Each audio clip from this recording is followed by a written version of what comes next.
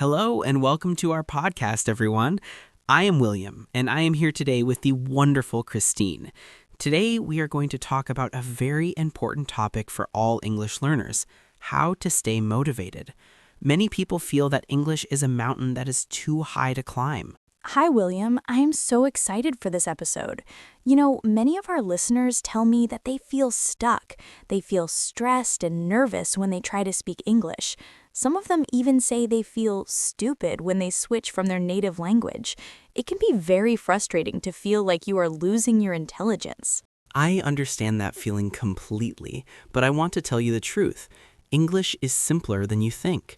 Motivation is hard to keep because many learners focus on the wrong things. They think they must speak fast to sound fluent, but speed is not the same as fluency. I agree because I see that a lot in my own life. When I try to speak too fast, I get nervous and I forget my words. It feels like I am a new driver trying to race a car at a very high speed. I lose control and then I feel like a failure. That is exactly what happens. Real fluency is about control, clarity, and calmness. In fact, slowing down is the fastest way to become a better speaker. When you speak slowly, your brain and your mouth work together with less pressure. This builds your confidence and makes the journey much more enjoyable. That sounds much better than feeling like I'm in a race. But why does our motivation disappear after a few weeks? We start with a lot of energy, and then we just stop. Most learners do not fail because they are lazy. They fail because they are random. They watch one video on Monday and then do nothing for the rest of the week. They rely on willpower, but willpower is like a muscle that gets tired. You need a daily routine that becomes a habit. So we should not wait for the perfect moment to study. We need to build English into our daily lives. How can we do that without it feeling like a difficult chore? The best way is to make English your inner voice. You do not need to sit in a classroom for hours to practice. You can start right in your own home. I suggest that you narrate your day. What does it mean to narrate your day? Should I talk about everything I am doing? Yes, absolutely. While you are in the kitchen, say, "I'm making coffee now," or "the water is hot." When you are getting dressed, say, "I'm wearing my favorite shirt." Don't worry if the sentences are very simple. The goal is presence in English, not perfection. I love that idea because it makes my house feel like an English zone. I can also look around my room and name everything I see.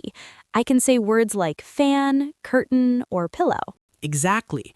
If you don't know a word, look it up and say it 3 times while you touch the object. You don't need to travel to London to learn English. You can build London in your own room.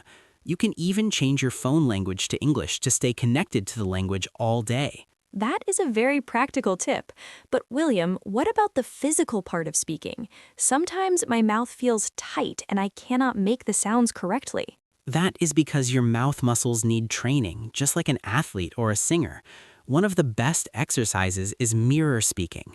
Stand in front of a mirror for 10 minutes a day and just talk to yourself in English. Watch your expressions and listen to your own voice. And I should not be afraid of the mistakes I see in the mirror, right? No, because no one is there to judge you. Every time you speak out loud, you are building mouth memory. Another great tool is shadowing. Listen to a native speaker on a video and repeat exactly what they say, like an echo. This teaches you the rhythm and the music of the language. It's like learning a song without worrying about the grammar rules. I used to be so afraid of making grammar mistakes. I thought that people would think I am not smart if I said something wrong. We must choose progress over perfection. Grammar improves through speaking, not before it. If you wait until you are perfect, you will stay silent forever.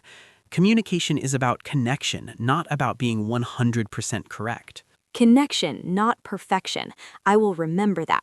What about when we have a busy day and we feel like we have no time for English? That is why I created the 3x3 fluency code. You only need 3 touch points every day. In the morning, do your mirror talk. In the afternoon, try a 1-minute topic challenge. A 1-minute challenge? Can you explain how that works? Sure. Choose a topic, like your favorite food, and speak about it for 60 seconds without stopping. If you forget a word, use simple words to explain the idea. For example, if you forget refrigerator, say the cold box in the kitchen. This trains your brain to respond under pressure. I can do that while I'm waiting for the bus or taking a break. And what is the third touch point for the evening? In the evening, do a daily recap. Spend 5 minutes speaking out loud about everything you did that day. Say, I woke up, I went to work, I felt tired. This helps your brain process English while you sleep. This feels much more manageable than trying to study for 3 hours once a week. Small, slow, and powerful steps are how you become fluent for life. But William, what if I lose my motivation because I don't see results fast enough? Remember that English is a global skill that changes your life. It gives you power and freedom. It opens doors to better jobs and travel opportunities. When you feel tired, think about the better version of yourself that speaks English. Speak like the person you are becoming, not the person you used to be. That is very motivating. It's not just about words, it's about my future. I also think it helps to use content that we actually like. For example, I love listening to stories about families or travel. Absolutely. Don't study boring books. Listen to podcasts or watch videos that interest you. If you enjoy the content, you will naturally want to keep going. Also, don't be afraid of silence or pauses when you speak.